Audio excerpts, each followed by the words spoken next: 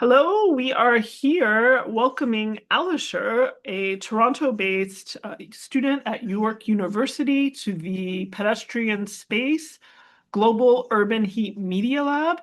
The Global Urban Heat Media Lab is an initiative we started at Pedestrian Space just a month ago, and we've been getting so many wonderful inquiries and emails from people all over the world, including many students like Alisher, a lot of master students as well as undergrad students to join this network. So much so that we decided to start the International Internship Network, which is part of the entire Global Urban Heat Media Lab experience. And the point of the Media Lab is to contribute to discourse and dialogue on issues of urban heat.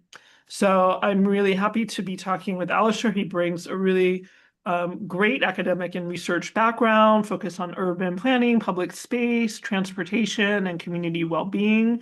So I'm just going to turn it over to you, and feel free to just introduce yourself and share a bit about your work and also the urban heat angle and why you're joining this network. Thank you. So my name's Alisher. I'm an incoming master's student at York University from urban planning. A lot of my previous work has looked at the intersection between public spaces, transportation, and accessibility, mostly looking at trying to find the different understandings of accessibility as it is understood through different socioeconomic status, gender, race, disability, and so on, and how that interacts with how people interpret space, how space may be used as a barrier or is interpreted as a barrier, depending on different demographics, and how that plays into how people utilize it, how people collect themselves, how much uh, power or ability people have to interact with the space and meet other people, how that affects their ability to make changes within those spaces, and how that links with other essential infrastructure or systems within an urban ecosystem, such as housing, transportation. Uh, and when it comes to urban heat, I'm very curious about how people have access to green spaces, and I'm particularly interested not looking at green spaces within a void, but how do you implement green spaces within neighborhoods without displacing people from their homes? How do you make it so that people are able to access these green spaces through transportation? Is it linked through active mobility infrastructure? Are there like bike lanes going through it? Is it safe for people who want to bring their children? Are there sidewalks that are wide enough? Is there enough shade?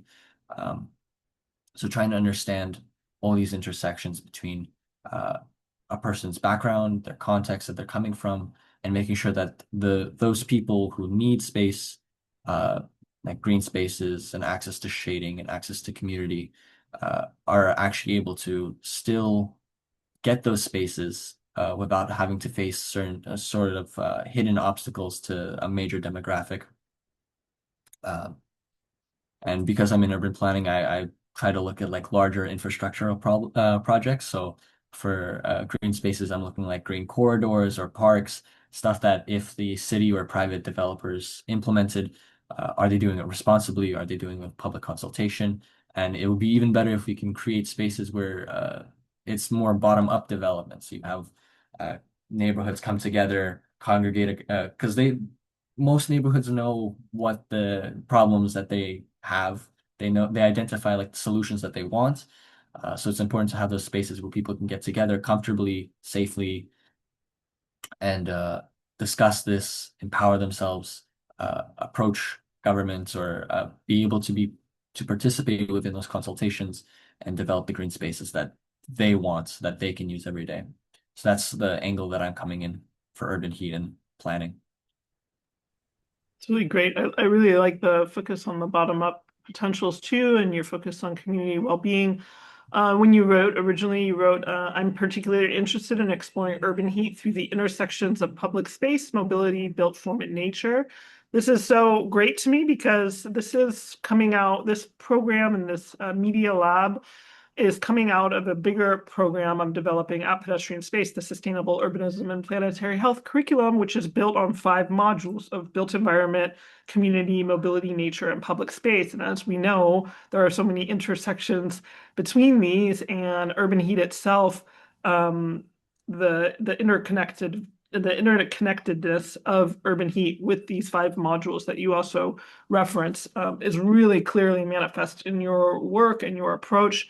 So I think it's going to be great to have you in the network. We have many people in the network who are looking at urban heat from vulnerable populations lenses, and I think that is represented in your work as well, with looking at, as you mentioned before we started recording, areas of Toronto where it's lower income, racialized, heavily densified, and with a lack of access to green space. And what I think is great about this network is that you bring in that lens and that awareness and that focus. And as we know, this is a problem in many other cities across the world. So this is where the network approach will be interesting because other people are going to say, yes, this is an issue in our environment as well. So any thoughts to share on that? I know I had just mentioned that at these first talks, this is our first talk today. I'm welcoming you to the network, and many people joining the network, they learn about the network approach for the first time in these meetings, and I really like people's response. I think people are excited, and it's going to be something interesting. So, what do you think about this network potential and collaboration?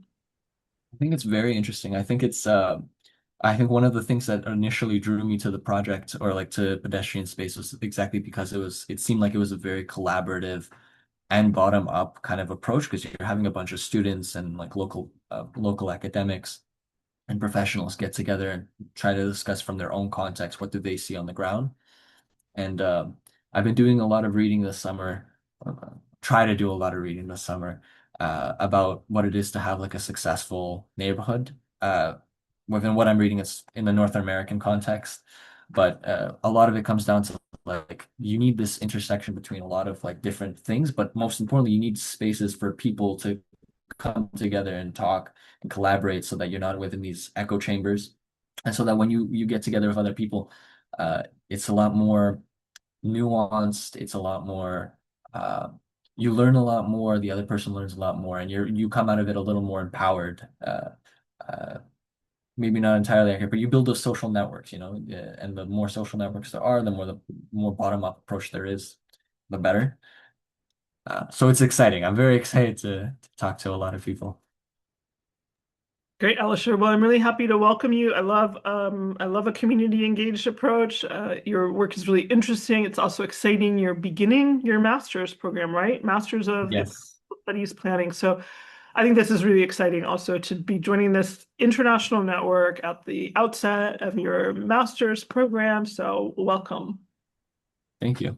I'm excited to talk, and I'm excited to see how the view gets more, how my view changes, gets more nuanced. I learn more. I'm excited to see what I can take out of the masters and share with other individuals to see how an urban planning background might be helpful.